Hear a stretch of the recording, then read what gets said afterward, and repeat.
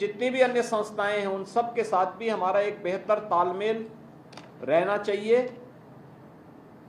मुझे विश्वास है कि हमारे पास अभी समय है, कार्य व्यवस्थित रूप से आगे बढ़ रहा है।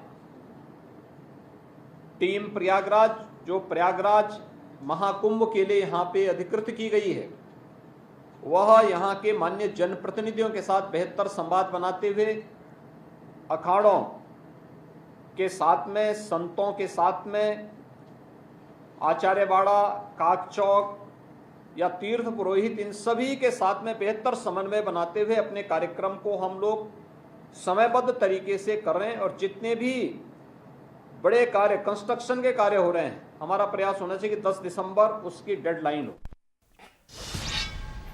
तो आपने एक शब्द सुना होगा, गंगा जमुनी तहजीब। ये वही से लिया गया है, संगम नगरी से ही गंगा जमुनी तहजीब की बात कही जाती है। विश्व भर से लोग यहाँ पर आते हैं, संगम में स्नान करते हैं, आस्था की डुबकी लगाते हैं। हमारे साथ दो खास मेहमान हमारे साथ जुड़ रहे हैं। साध्वी गीतांबा जी हैं, बहुत बहुत स्वागत है। हमारे साथ साध्वी विश्वरूपा जी हैं, आपका भी बहुत बहुत स्वागत है। चर्चा की शुरुआत साध्वी विश्वरूपा जी मैं आपसे ही करना चाहता हूँ। संगम नगरी प्रयागराज 2025 महाकुंभ होने वाला है। 12 साल के बाद ये कुंभ है और मुख्यमंत्री योगी आदित्यनाथ पूरी तरीके से तैयार हैं, उनकी सरकार तैयार है। आज एक एक बिंदु के विषय में चर्चा है। सबसे पहले आप संगम को क्या है जो वहां पर लोग आते हैं, आस्था की डुबकी लगाते हैं, इसे हमारे दर्शकों को समझाइए।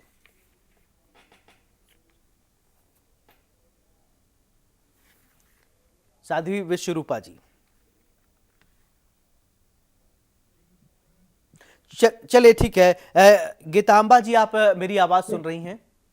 जी जी जी। मेरा सवाल आपसे, जो सवाल मैंने विश्वरूपा जी से पूछा तो वही सवाल सेम मैं आपसे जानना चाहता हूं कि संगम नगरी प्रयागराज में 2025 में महाकुंभ का आयोजन किया जा रहा है और यहीं से पूरी दुनिया में संदेश देने की कोशिश की जाए। वैसे भी हम सनातन धर्म के लोग वसुधैव कुटुंबकम के परिपाटी पर चलते हैं। तैयारियां हो रही हैं, मुख्यमंत्री योगी आदित्यनाथ ने कहा कि तैयारियां विशेष रूप से हो रही, क्या कुछ कहेंगी? वो तो बिल्कुल हो रही है। पिछली बार भी हमने देखा था, बहुत अच्छी तैयारी हुई थी और इस बार भी हुआ है। संगम, हमारे तुलसीदास जी भी बोले हैं, को कह सको प्रयाग प्रभाव। प्रयाग के प्रभाव को कोई न सकता है। प्र मतलब होता है प्रकाश, यज्ञ मतलब होता है ज्ञान। जहाँ ज्ञान का यज्ञ हो उसको प्रयाग कहते हैं। संगम, जहाँ 3 नदियों का, त्रिवेणी 3 नदियों का जहाँ संगम है, गंगा, यमुना और सरस्वती जी का, तो वो हमारे लिए बहुत ही दुर्लभ है। तीसरा, वहां ये सोने में सुहागा होता है कि जो गरुड़ जी जब कलश लेकर के वहां आए थे, अमृत कलश, तो यहाँ कलश छलक गया था। इसलिए यहाँ हर साल कुंभ लगता है। अमावस्या के दिन हर साल वहाँ कुंभ लगता है। माघ महीने में जब अमावस्या पड़ती है तो उसको हर साल कुंभ के रूप में मनाया जाता है। ये पहला पूरे भारत का, क्या पूरे विश्व का, ये पहला जगह है जहाँ हर साल कुंभ मनाया जाता है। कुंभ मतलब होता है घटक, मतलब कलश, और कलश से छलका हुआ जो अमृत है उसका रसपान करने के लिए ऋषि मुनि महर्षि गृहस्थ विरक्त सभी वहां जाते हैं और उनके मतलब भक्ति का वहां जो प्रवाह चलता है उसमें सभी डूब जाते हैं। और इस तरह से जब हम देखें तो हमारे भगवान राम जब वनवास के लिए चले हैं तो प्रयागराज में ही आकर के वटवृक्ष के नीचे उन्होंने संन्यास ग्रहण किया था, ज्ञान संन्यास। तो ये जो है हमारे यहाँ प्रयागराज संगम, उसका महत्व तो कोई भी नहीं कह सकता, सहस्त्रमुखी शेष भी नहीं कह सकते, क्योंकि वो बहुत ही दुर्लभ चीज है। और हमारे यहाँ 1 महीने के लिए सारे ऋषि मुनि महर्षि गृहस्थ विरक्त सब वहाँ ज्ञान यज्ञ करने जाते हैं और ज्ञान यज्ञ करते हैं। वहाँ बहुत से लोग हैं जो अन्न क्षेत्र चलाते हैं। हर्षवर्धन महाराजा थे, लेकिन वहां जाकर के उन्होंने सब कुछ वो दान कर देते थे, सिर्फ एक वस्त्र पहन करके आते थे। तो इस तरह से प्रयाग में दान का भी बहुत बड़ा महत्व है, प्रयाग में ज्ञान का भी बहुत बड़ा महत्व है, और प्रयाग में अन्य क्षेत्र का भी बहुत बड़ा महत्व है। प्रयाग में संगम के डुबकी का भी बहुत बड़ा महत्व है। तो इन सब महत्वों को देखते हुए अब संगम क्षेत्र में जो कुंभ लगता है ये हर साल लगता है, लेकिन ये महाकुंभ है। और महाकुंभ का जो हमारे यहाँ आदिकाल से चली आ रही है, क्योंकि प्रयाग किसी को निमंत्रण देने नहीं जाता है, प्रयाग पे सब स्वयं जाते हैं। और ये प्रयाग की ही महिमा है कि बिना बुलाहट ही सभी लोग वहां पहुंच जाते हैं, ऋषि मुनि महर्षि। कोई किसी से कोई दुराव नहीं, किसी से मनमुटाव नहीं, सब एक दूसरे से संपर्क करते हैं। एक तरह से देखा जाए तो बाणे बाणे वाले महात्मा जो हैं वो लोग आपस में ही ज्ञान का संगम करते हैं। तो ये बहुत दुर्लभ चीज है और स्वागत योग्य है। पिछली बार भी हमने देखा था बहुत अच्छा व्यवस्था थी, इस बार भी माता रानी चाहेंगे तो बहुत अच्छा व्यवस्था करेंगे बिल्कुल। जोगी जी। गीतांबा, इलाहाबाद को तो ठीक है दुल्हन जैसा गीतांबा जी, सजा ये ही देखिए दिया अभी है उन्होंने। आपने धार्मिक महत्व को समझाया और बताया संगम हमारे लिए कितना विशेष है। अच्छा, वहां किन व्यवस्थाओं की और आवश्यकता होती है जो आप लोग महसूस करते हैं कि इन इन पॉइंट पर, इन विषयों पर अगर सरकार पहले से ही तैयार रहती तो कुव्यवस्थाएं हमें न देखने को मिलती। आप कुछ संदेश देना चाहती हैं तो बताएं। जैसे हमें लगता है कि जो बुजुर्ग लोग हैं हम्म। वो पदयात्रा संगम में पहुंचते पहुंचते बहुत थक जाते हैं, हम्म। तो उनकी एक बुजुर्गों की एक व्यवस्था होनी चाहिए कि उनको लिए एक साधन की व्यवस्था होनी चाहिए जिसका कोई पैसा ना हो, कोई मांग ना हो। उनकी आईडी देख करके, उनके शरीर की व्यवस्था देख करके, उनकी इच्छाओं को देखते हुए उनको संगम तक पहुंचाया जाए, ये हमारी मांग हमेशा रही है और रहेगी। कारण क्या है कि उन लोगों की दुर्दशा देख के अपने मन को तकलीफ होता है कि ये इतनी दूर से पता नहीं कहाँ कहाँ से लोग आते हैं और संगम पहुंचते पहुंचते उनकी हालत खराब हो जाती है, क्योंकि झूसी से लोग लोग देते हैं, चलिए, गाड़ियों की शायद यात्रा आपकी झूसी। ये जो व्यथा है मुख्यमंत्री योगी आदित्यनाथ ने सुना अभी व्यवस्था है कि हर 1 किलोमीटर पर वाहन की व्यवस्था जो है वो की जाएगी। और हमारे साथ साध्वी विश्वरूपा जी भी जुड़ गई हैं। विश्वरूपा जी, मेरा सवाल आपसे कि संगम महाकुंभ 2025 का आयोजन होने जा रहा है और सबसे पहले मैं आपसे प्रतिक्रिया चाहूंगा, संगम को किस दृष्टि से आप देखते हैं? क्योंकि यहां लोगों का जो है वो बहुत ज्यादा विश्वास है, आस्था है, देश ही नहीं दुनिया भर से लोग आते हैं स्नान करने।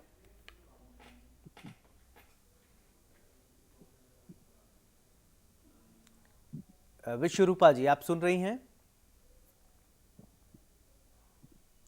चलिए, लगता है कि आवाज नहीं पहुंच रही है, हम फिर आपसे कनेक्ट होंगे। गीतांबा जी, मेरा सवाल आपसे कि जैसा कि आप कह रहे थे कि बुजुर्गों को लेकर बहुत ज्यादा दिक्कत होती है और जैसा कि मैं आपको भी बता रहा था, मुख्यमंत्री योगी आदित्यनाथ ने कहा कि 1 किलोमीटर के अंदर जो है वो वाहन मिलेंगे। अच्छा, और कोई दिक्कत समस्या जो वहां पर आपको समझ में ऐसी आई हो? नहीं, वहाँ देखिए, एक तो जो दूसरी बिरादरी मतलब मुसलमानों की तरफ से लोग पहुंचते हैं, बौद्धों की तरफ से लोग पहुंचते हैं, ये चीजें थोड़ा बंद होना चाहिए। क्योंकि सनातन धर्म में जाकर के जो हस्तक्षेप होता है, ईसाइयों का जो हस्तक्षेप होता है, वहां लोग जा जा करके हमारे धर्म के विपरीत बोलते हैं, तो सबसे पहले तो उनका बंद होना चाहिए। क्योंकि जो संगम है, संगम न किसी को निमंत्रण देता है, न संगम किसी को बुलाता है, न कुंभ किसी को निमंत्रण देता है, न किसी को बुलाता है। ये लोग जबरदस्ती पहुंचते हैं, कैंप लगाते हैं और नाना प्रकार का दुष्प्रचार करते हैं। ये सब चीजें रोकनी चाहिए, पहला है। हाँ। दूसरा ये है कि जो हमारे देवी देवताओं को, मूर्ति का जो हम लोग पूजा करते हैं, उनको सचित्र बना करके लड़कों से नचवाना, भीख मंगवाना और काली जी की मूर्ति बना करके छम छम करवाना, भीख मंगवाना, ये सब चीजें बंद होनी चाहिए। बहुत कष्ट होता है, हमारे भगवान कहीं नाचे नहीं है, कहीं भीख नहीं मांगे हैं, लेकिन रिक्शे पर लोग बैठा दे रहे हैं, रिक्शे पर बैठा करके भगवान राम लक्ष्मण को बैठा करके भीख मंगवा रहे हैं। ये सब चीजें अगर बंद हो जाए तो हमारे सनातन धर्म के लिए बहुत ही अच्छा होगा। कारण क्या है कि जब मेले में आप घूमिए ना, तो ये सब चीजें देख करके बहुत कष्ट होता है। हमारे ना भगवान भीख मांगे हैं, ना नाचे हैं, न कहीं यहाँ छोटे छोटे बच्चों को लोग तैयार कर करके और भीख मंगवाने की तैयारी कर लेते हैं। इन सब चीजों की अगर रोक लगे तो बहुत ही अच्छा होगा।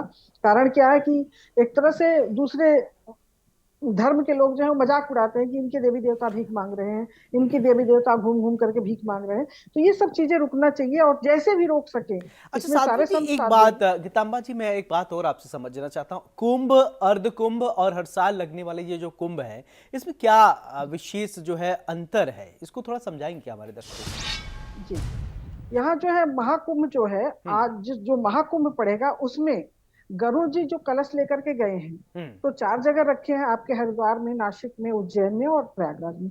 तो सबसे पहला कलश उन्होंने प्रयागराज में रखा था। हम्म। तो इसकी कथा थोड़ी लंबी है, लेकिन हम आपको संक्षिप्त में बता दे रहे हैं। हम्म। तो जब प्रयागराज में इन्होंने रखा तो यहाँ कलश छलक गया, इसकी जानकारी किसी को नहीं थी।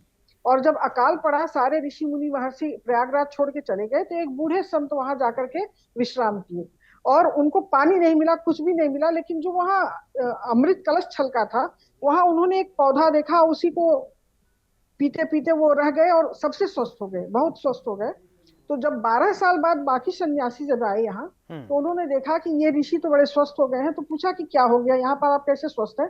तो उन्होंने बोला कि आज के दिन जो अमृत कलश छलका था, उसका प्रभाव 12 साल में आप आज देखिए कि ये पौधा बन करके हम लोगों को शांति दे रहा है, सुख दे रहा है, समृद्धि दे रहा है, इसलिए हम यहाँ रहे तो स्वस्थ हो गए।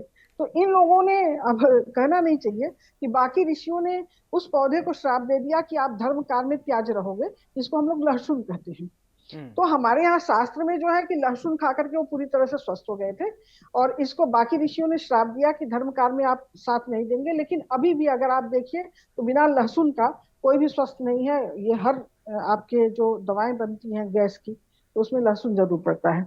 तो यहाँ पर बाकी ऋषियों ने खोज किया तो देखा कि 12 साल में यहाँ स्वयं भगवान विष्णु, भगवान शंकर, भगवान शिव, सारे देवी देवता आकर के यहाँ निवास कर रहे हैं। क्यों? वो अमृत कलश का जो रस गिरा हुआ है, उसका जो सुगंध है, उसकी जो शांति है, जो उसका एक सकून महसूस होता है, उसको ग्रहण करने आते हैं। तो इसलिए इसको 12 साल में महाकुंभ कहा गया है।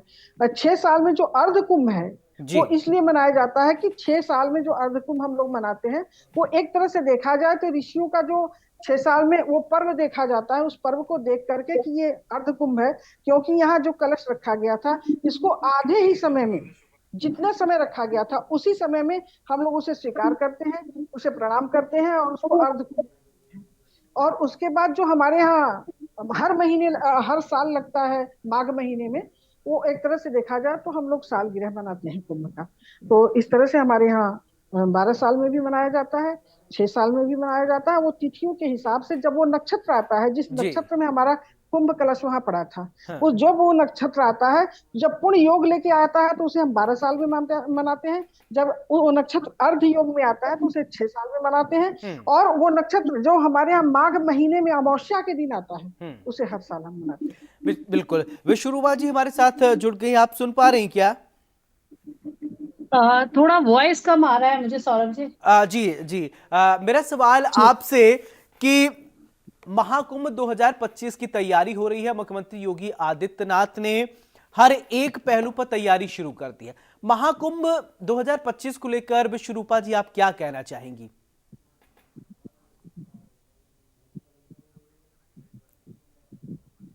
चलिए ठीक है, टेक्निकल इशू की वजह से हम नहीं कनेक्ट हो पा रहे हैं। गीतांबा जी के पास जाऊंगा। गीतांबा जी, आपने देखिए एक शब्द का इस्तेमाल किया, वैसे भी अभी नवरात्र का पावन पर्व चल रहा है, लहसुन का, और आप कह रही थी कि आयुर्वेद में कहा गया, लेकिन ये कहते हैं ना कि लहसुन और प्याज का हम इस्तेमाल नहीं करते, नहीं खाते, तो ये तो अलग भ्रांति होगी। आप कह रहे हैं कि मेडिसिन की तरफ पे खाते हैं, लेकिन नहीं, ये भ्रांति नहीं है, ये भ्रांति नहीं है। हाँ। ये तमोगुड़ी है। इसको खाने से उत्तेजक होता है, उत्तेजना बढ़ती है। तो साधु सन्यासियों के लिए मना किया गया, और खाते भी नहीं साधु सन्यासी।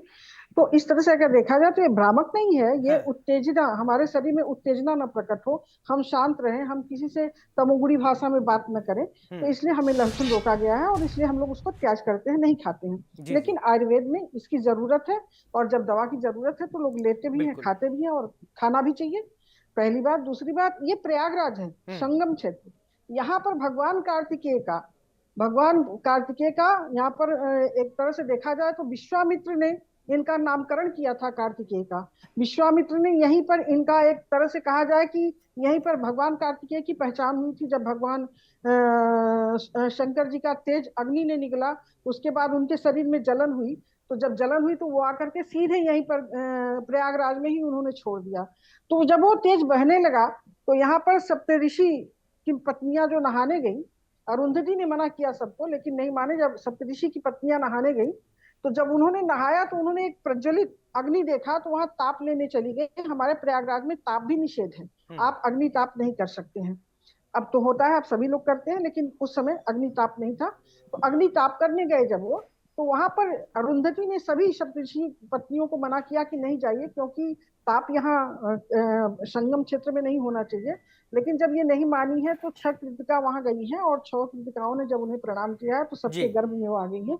और उन्हीं 6 कृतिकाओं के चलते जब उनके शरीर में जलन हुआ है, तो उस जलन को देखते हुए इन्होंने क्या किया कि वहीं अग्नि उसमें संगम क्षेत्र में ही भगवान कार्तिकेय की उत्पन्न करके वहीं पर छोड़ती हैं। जैसे ही छोड़ती हैं सप्तऋषि की पत्नियां, वैसे ही यहाँ पर विश्वामित्र जाते हैं।